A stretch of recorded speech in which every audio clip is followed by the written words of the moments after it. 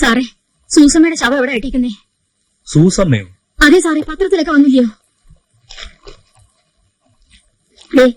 കണ്ടോ, ചത്തത് കുമിരമല്ല സൂസമ്മയാണെന്ന് ഈ പടം കൂടെ കണ്ടപ്പോ എനിക്ക് തീർച്ചയായി. ഇവിടെ നിന്ന് അങ്ങോട്ട് നടക്കുമ്പോൾ വലതുവശത്ത് മൂന്നാമത് കാണുന്ന കെട്ടിടത്തിൽ കയറി ചോദിക്കും. അവിടെ ആ മോർച്ചറിയുടെ ഓഫീസ്.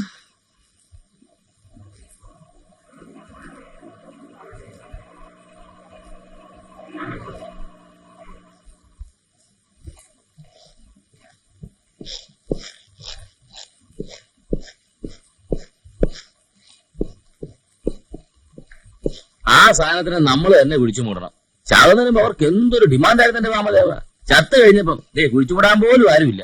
നാളെയാണോ? അതെ സാറന്മാരെ, ചത്ത സൂസമ്മയെ ഇവിടെ കണ്ടാ കിടത്തിയിരിക്കുന്നെന്ന് പറഞ്ഞു. എവിടാ? ആരുടെ കാര്യമാണ് ചോദിക്കുന്നത്? ദേ, ഈ ഫോട്ടോയിലുള്ള ആള്. നിങ്ങൾ എവിടെ നിന്ന് വരിക? കൊട്ടാരക്കരനാ സാർ. ചത്ത സ്ത്രീ നിങ്ങളുടെ ആരാ? എന്റെ ബന്ധമൊന്നുമല്ല. വേർപ്പക്കാരിയാണെങ്കിൽ എന്നെ സ്വന്തം പോലെയാ കരുതിയിരുന്നെ. ചത്തിട്ട് കുഴിച്ചിടാൻ പോലും ആരുമില്ല എന്ന് പത്രത്തിൽ പറയുന്നു. ഒരു വണ്ടി പിടിച്ചോണ്ട് വന്ന പൈസ എന്റെ കാണും. സാറന്മാരൊന്ന് ഏർപ്പാടാക്കി തന്നാ മതി. എവിടെയാ കിടത്തിയിരിക്കുന്നത്? എന്നെ ഒന്ന് കാണിച്ചതാ. അല്ല, നിങ്ങൾ സമാനപ്പെട വഴി ഉണ്ടാക്കാം. അതിനു മുമ്പ് ചില കാര്യങ്ങളൊക്കെ അറിയണം. നിങ്ങളുടെ പേരെന്താ? അക്കാമാന്ന്. എങ്ങനെയാ അവരെ പരിചയം? കുറെ കാലം കൂടെ നിന്നിട്ടുണ്ട് ഞാൻ. വീട്ടു ജോലിക്ക്. അതെപ്പോഴായിരുന്നു? കൊല്ലത്തായിരുന്നപ്പോ. ഇവരെ ബോഡി ഇത് കാണിച്ചു കൊടുക്കണമല്ലോ. ഗോപാലാ, ചെല്ലു ചെല്ല. അല്ല, എന്റെ ഒരു നല്ലതാണ് നോക്കണേ. കറക്റ്റ് സമയത്തിന് പെമ്പറന്നൂർ വന്ന് കേറിയത് കണ്ടോ? അതിപ്പോ പിള്ളേച്ചനില്ലെങ്കിലും ഞാൻ അവരെ പോലീസ് സ്റ്റേഷനിലേക്ക് പറഞ്ഞയക്കത്തില്ലായിരുന്നു. അതല്ലടോ, ഇവരെയും കൊണ്ട് ഞാൻ തന്നെ സിയുടെ മുമ്പിലേക്ക് നേരിട്ട് കയറി ചെല്ലുന്നത് ഒരു ക്രെഡിറ്റ് അല്ലേ?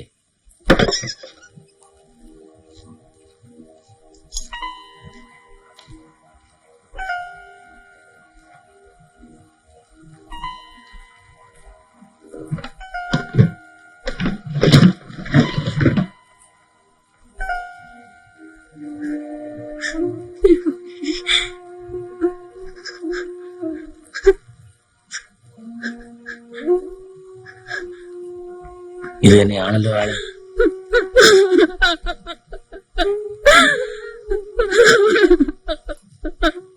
നിങ്ങളെ ആരും ചെയ്യാൻ പോകുന്നില്ല. അറിയാവുന്ന കാര്യങ്ങൾ പറഞ്ഞാൽ മതി. 4 വർഷം നിങ്ങൾ ആ സ്ത്രീയോട് ഉണ്ടായിരുന്നു എന്നല്ലേ പറഞ്ഞത്? അതെ സാർ. എങ്ങനെയാ നിങ്ങൾ ആദ്യം മരിച്ച സ്ത്രീയുമായി പരിചയപ്പെടുന്നത്? അത് കൊല്ലത്ത് കടപ്പാക്കടയിൽ ഒരു ആശുപത്രിയിലെ ജോലിയായിരുന്നു എനിക്ക്. കഴിവലും തുടക്കലും ഒക്കെ. സൂസമ്മ അവിടെ കിടന്ന ആ ബോബി കുഞ്ഞിനെ പറ്റത്. ആശുപത്രിയിൽ സൂസമ്മയ്ക്ക് ഒരു പെൺതുണയില്ലായിരുന്നു. പിന്നെ ഞാൻ അറിഞ്ഞത് വീട്ടുകാരെയൊക്കെ പിണക്കിയുള്ള ബന്ധമാണ്. ഞാൻ കൂടെ നിന്ന് എല്ലാം ചെയ്തു കൊടുത്ത്. ഡിസ്ചാർജ് ആയ ദിവസം എന്നോട് ചോദിച്ചു കൂടെ ചെല്ലുന്നു. ആശുപത്രിയിലെ കഷ്ടപ്പെട്ട പണിയേക്കാൾ നല്ലതാണെന്ന് ഞാനും വിചാരിച്ചു. നിങ്ങൾക്ക് കെട്ടിയൊന്നും കുട്ടികളൊന്നുമില്ലേ? നിന്നെ കെട്ടിയതിന്റെ 18ാം പക്കം കടലിൽ പോയതാ. പിന്നെ കണ്ടിട്ടില്ല. മീൻപിടുത്തക്കാരാ? സൂസന്റെ ഭർത്താവിന്റെ പേര് ഹർഷൻ എന്നായിരുന്നു. പടം വരയ്ക്കുന്ന ആളായിരുന്നു. അതായിരുന്നു ജോലി. അവരെങ്ങനെയാ? സുഖമായിട്ടൊക്കെയാണോ കഴിഞ്ഞിരുന്നത്? പണത്തിന് കുറച്ച് കുറവുണ്ടായിരുന്നെങ്കിലും ആദ്യകാലത്ത് അവർ നല്ല സന്തോഷത്തിലാണ് സാറേ കഴിഞ്ഞിരുന്നത്. ഹർഷൻ കുഞ്ഞ് എല്ലാ നേരത്തും വരച്ചോണ്ടിരിക്കും. സൂസമ്മ എപ്പോഴും അടുത്ത് തന്നെ കാണും. ഒരമ്മയുടെ സ്നേഹം എന്തെന്ന് എനിക്കിപ്പോഴാണ് മനസ്സിലായി തുടങ്ങുന്നത്. എന്റെ സങ്കല്പത്തിലുള്ള എന്റെ അമ്മ എന്നെ സ്നേഹിച്ചിരുന്നൊരമ്മയല്ല. ആ സ്ത്രീക്ക് വേണ്ടാത്ത കുഞ്ഞായി പിറന്നവനാവാൻ ഞാൻ പെറ്റപ്പോൾ തന്നെ എവിടെയെങ്കിലും ഉപേക്ഷിച്ചിരിക്കാം. അജ്ഞാതനായ എന്റെ അച്ഛൻ ഒരു കലാകാരനായിരുന്നിരിക്കണം. അങ്ങനെ കിട്ടിയതാവാം ഈ വാസന. അനാഥാലയത്തിന്റെ ഭിത്തികളിൽ കരിക്കട്ടകൾ കൊണ്ട് വരച്ചതിന് കുഞ്ഞിലെ കിട്ടിയിട്ടുള്ള അടിക്ക് കണക്കില്ല. 10 വയസ്സുള്ളപ്പോഴൊരിക്കൽ വാർഡിന്റെ മുറിയിൽ നിന്നും നിറമുള്ള ചോക്കൾ മോഷ്ടിച്ചതിന് 3 ദിവസം പട്ടിണി ഇരുന്നിട്ടുണ്ട്. ഇതൊക്കെ ഹർഷേട്ടൻ വീണ്ടും വീണ്ടും ഓർക്കുന്ന എന്തിനാ? എനിക്ക് കിട്ടാതിരുന്നതെല്ലാം എന്റെ മകന് കിട്ടുമല്ലോ എന്ന് ചിന്തിക്കുമ്പോ മനസ്സിന്റെ പ്രത്യേക സുഖം. ഇവൻ അച്ഛനേക്കാൾ വലിയ കലാകാരനായിരിക്കും. നോക്കിക്കൂ. അവന് വേണ്ടതെല്ലാം ഞാൻ കൊടുക്കും. He will not be deprived of anything. അവനിതൊന്നും ഇഷ്ടപ്പെടുന്നില്ലെന്ന് മോന് വിശക്കുന്നുണ്ടാവും. ഇനിതാ. Be there.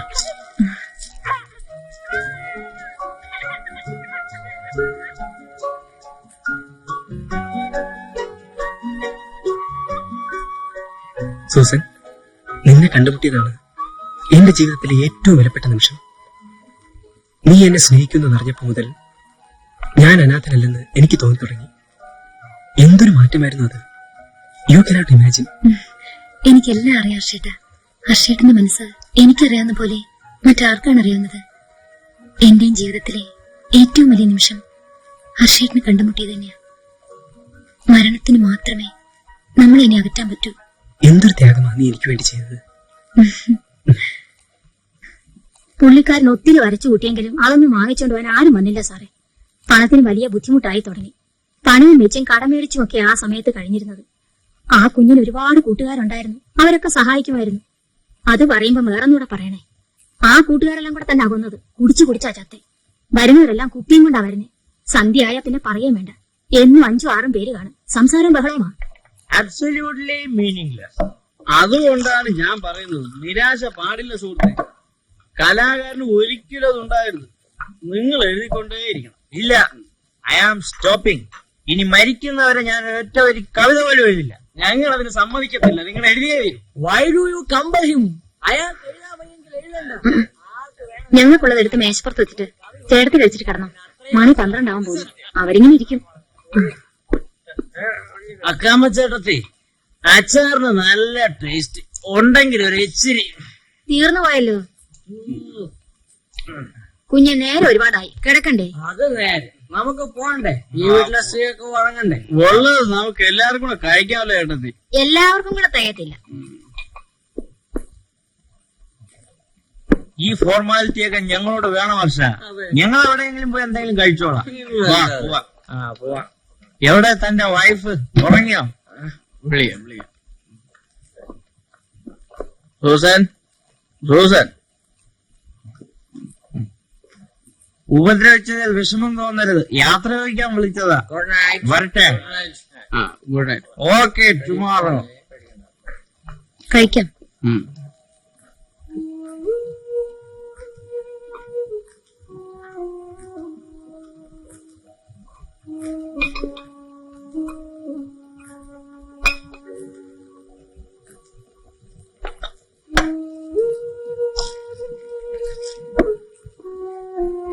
നേരം പോയത് അറിഞ്ഞില്ല. നിനക്ക് നല്ല വിശപ്പുണ്ടാവൂല്ലേ? അവിടെ ഇരിക്കുന്ന ഗ്ലാസ് എല്ലാം എടുത്തു വെച്ചേക്ക്. ഓ, നീ എടുത്ത് കഴിക്കും. ഞാൻ ഇതുകൂടെ ഫിനിഷ് ചെയ്തിട്ട് തുടങ്ങാം.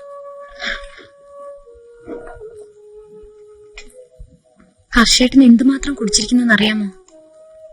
6 മണിക്ക് തുടങ്ങിയതാ. അവര് നല്ല ഫ്രണ്ട്സാ. രസമുള്ള കാര്യങ്ങൾ സംസാരിച്ചുകൊണ്ടിരിക്കുമ്പോ എത്ര കുടിച്ചാലും തലയ്ക്ക് പിടിക്കത്തില്ല. ഇപ്പൊ എന്നെ കണ്ട ഡ്രങ്കാണ് തോന്നുന്നു. കാലത്തേക്ക് ചായപ്പൊടിയില്ല, തീർന്നുപോയി. കട്ടൻ കാപ്പി മതിയോ? മതിയെടുത്തി. കുഞ്ഞിന് പാല് കലക്കുന്ന പൊടിയും തീർന്നു. ഒരു നേരത്തേക്ക് ഇവിടെ കാണും. എല്ലാം വാങ്ങാം. നേരത്തെ നീ പറഞ്ഞിരുന്നത് ദത്തിനോട് ഞാൻ 100 രൂപ വാങ്ങിയേനെ. എത്രയെന്നും കണ്ടാ ഓരോരുത്തരോട് ചോദിക്കുന്നത്? എത്ര നാളും നമ്മളിങ്ങനെ മുമ്പോട്ട് പോകും? ഇതൊക്കെ എല്ലായിടത്തും ഉള്ളതാ സൂസൻ. നീ ഡിസ്കറേജ് ആയാലെങ്ങനാ? B optimistic. നമ്മുടെ കാലം വരും. ഹർഷേട്ട, എന്ത് നേരിടാൻ തയ്യാറായിക്കൊണ്ട് തന്നെ അപ്പനും അമ്മയും പോലെ ഉപേക്ഷിച്ച് ഞാൻ ഇറങ്ങി തിരിച്ചത്. അതിനിപ്പോഴും മാറ്റമില്ല. ഞാൻ പറയുന്നത് അതല്ല. നല്ല കാലം വരുമെന്ന് പ്രതീക്ഷിച്ചോണ്ട് വെറുതെ ഇരുന്നാ മതിയോ? നീ പറയുന്നത് എനിക്ക് മനസ്സിലാവുന്നുണ്ട്. എന്റെ പെയിന്റിങ്ങിൽ വേണമെന്ന് ചോദിച്ച് അന്വേഷിച്ചെടുക്കാൻ എനിക്കാവില്ല. അത് തേടി ആളുകൾ എത്തണം. അത് സംഭവിക്കും. നീ നോക്കൂ. ഞാൻ കുറെ ദിവസങ്ങളായി ആലോചിക്കുക, എനിക്ക് എന്തെങ്കിലും ഒരു ജോലി കിട്ടിയിരുന്നെങ്കിലെന്ന്. അത്രയെങ്കിലും ആശ്വാസമായന്. ജോലി തേടി സൂസമ്മ കുറെ മാസം നടന്നു. എവിടുന്ന് കിട്ടാന്? കടത്തിന് മേലെ കടമായി. ചില കൂട്ടുകാരന്മാരൊക്കെ അങ്ങോട്ട് വരാതായി. അവരുടെ 2 പേരുടെയും വാച്ചും മോതിരവും കമ്മലും എല്ലാം വിറ്റു. ആ സമയത്ത് സൂസമ്മ എന്നോട് പറഞ്ഞതാ, എന്തിനാ അവരുടെ കൂടെ കിടന്ന് കഷ്ടപ്പെടുന്നത്, പൊക്കോളെ. എനിക്ക് മനസ്സ് വന്നില്ല സൂസമ്മയെ വിട്ടേച്ചു പോയി. അത്രയ്ക്ക് ഇഷ്ടമായിരുന്നു അതിന്. എന്നിട്ട് സ്ഥലം വിട്ട് ദൂരെ എവിടെയെങ്കിലും പോയാലോ എന്നൊക്കെ ഭാര്യയും ഭർത്താവും കൂടെ ആലോചിച്ചുകൊണ്ടിരിക്കുമ്പോഴാ ഒരു ദിവസം ചാർലി സാറ് വരുന്നത്.